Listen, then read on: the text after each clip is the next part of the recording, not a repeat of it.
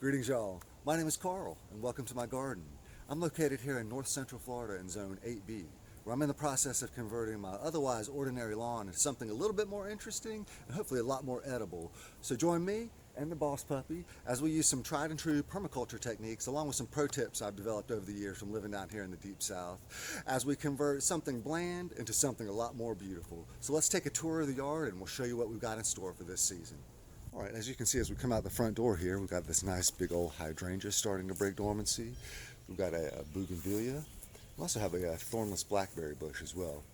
As we make our way to the front yard out the gate, you can see we've got this great old wisteria, which is just now breaking dormancy as well and starting to put out just a few little flowers, but eventually it will be covered in clusters of grape-like purple flowers. It's beautiful. Got a few seeds just now starting to break the surface here, along with a little baby guava plant. As we make our way through the gate, we can see we've got a banana tree just starting to break dormancy, a Confederate jasmine. It makes millions of little beautiful smelling white flowers in the summertime.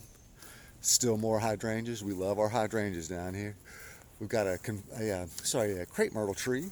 We've also got a raspberry bush ready to go in the ground. Yet another hydrangea, of course. And then finally at the end of this bed, we've got a nice guava tree ready to go in the ground. Along the side of the road, I tried to create a little bit of a functional hedgerow.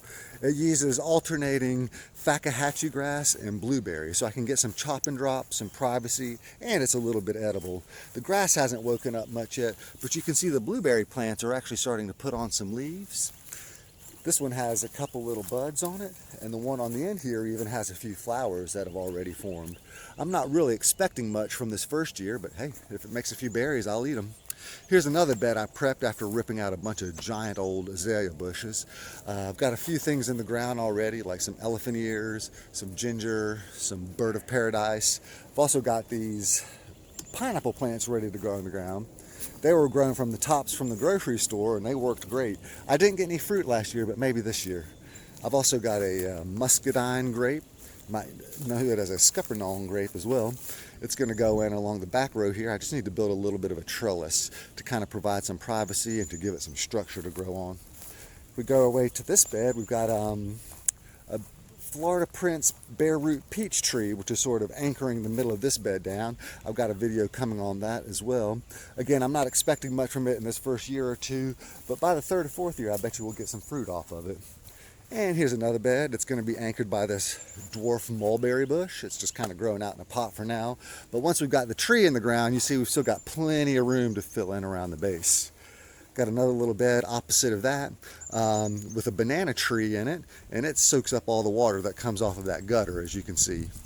And then as we make our way into the backyard here, you can see I've got my pile of mulch ready to go. I was able to get all the mulch you see here for free from the city, so check around. You might be surprised what you have available. I had to move it all myself, but at least they came and dropped it off for me. And then as we make our way to the back, you can see we've got this little berm. I had to kind of build this in last year, starting to wash away. But now that it's covered with mulch, it should last a good long while. And we've got some cast iron plants helping to hold the berm in place. And then beyond that, we've got what I used as a giant tomato patch last year, and they loved it. So I'm going to try it again this year now that I've got a little bit more preparation and, a little bit better bed ready for them to go this time. We've also got a nice giant banana tree, which probably got well over 20 feet tall last year. It's also located at the base of a gutter, so it can soak up all that water. We've got some big old elephant ears starting to break dormancy here at the end of February. They're already waist high, but by the end of the summer, they'll form a tunnel that's over 10 feet tall that you can walk through here. I'll edit in some pictures to show you what it looks like. You can see the rest of the yard is still kind of drab and sleepy right now. We're starting to wake up after winter here at the end of February. Got lots of little plants ready to go here also. We've got some Meyer lemon trees, we've got some moringa cuttings, some kumquat, some lemongrass, some jade plant. We've got lots of little green onions, a zillion tomatoes, a zillion more tomatoes, some more lettuce, some strawberries, which I need to divide and put over here under these roses. We've got a zillion billion aloe plants that I need to divide as well. Another bird of paradise. And then as we make our way over here, you can see I've got a few plants in the pots over here.